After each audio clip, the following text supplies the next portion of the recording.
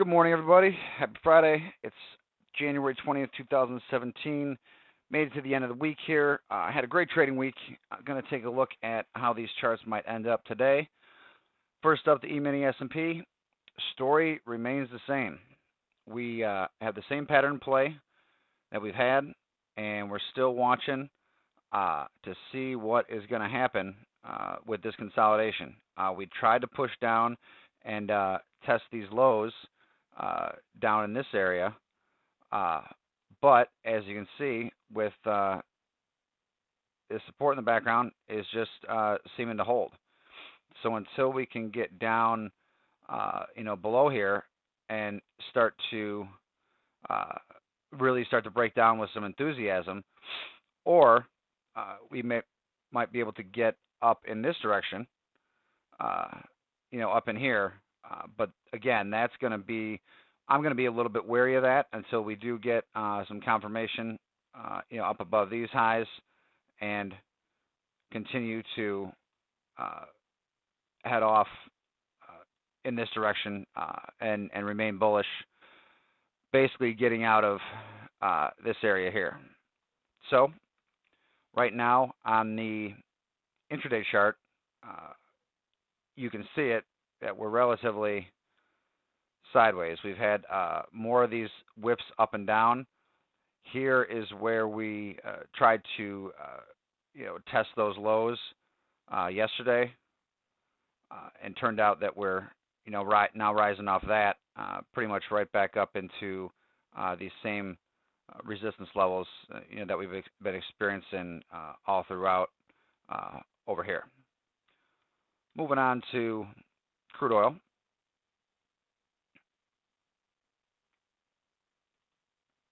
So crude oil came down and tested these lows yesterday. So we've got some recent lows over here and support at the 52 level. Right now we held up with an inside bar doji. Now we're pushing back up this way, using this support as using these levels as support. So right now, what I'm waiting and watching to see is, are we going to get back above this area, mainly the 53 level? I'd like to see a break of 53, a return back down to 53, confirm it as support, and then keep blasting to the upside. However, if this does fail and we want to get below this level, as we were pointing out yesterday, I'm looking forward to seeing if this is going to happen, just for the clearance that we have back to the downside. If we get some good trending going, we head back up into this direction. Well, we're just going to have to compete with all this resistance, all this resistance, all this resistance, and all this resistance. So as you can see, there's a fight going back up this way, maybe a little more easier trading, trending to the downside if we do choose to go that way. But I'll be kind of watching crude oil for longs and shorts today. Last but not least, we've got gold. Actually not taking a look at the euro today because there's really not a whole much to look at. So just going to look at gold today. We finally put in that short-term top here, after this really big bullish move, off of these lows. Right now, we're doing some consolidating. You can see on the 5,000 tick chart, to get a little bit more of a macro view of the intraday price action, we're still relatively sideways.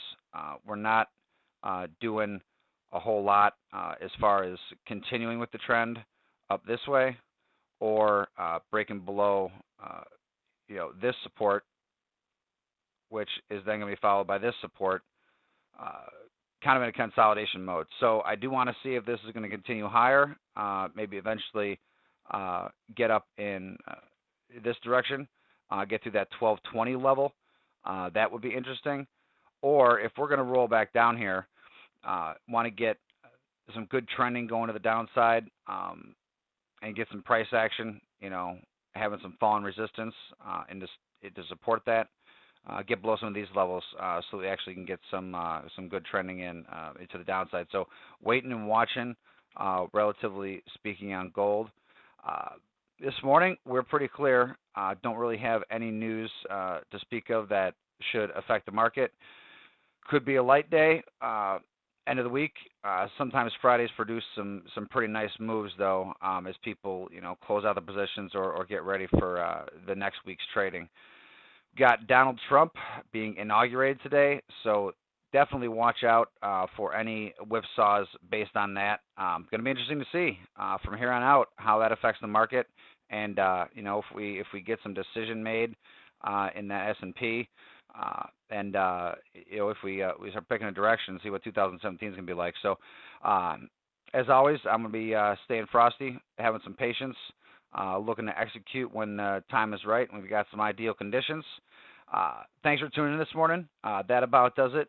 Make sure to follow me on Twitter @BMC Futures for real-time market commentary, and I'll see you in the market.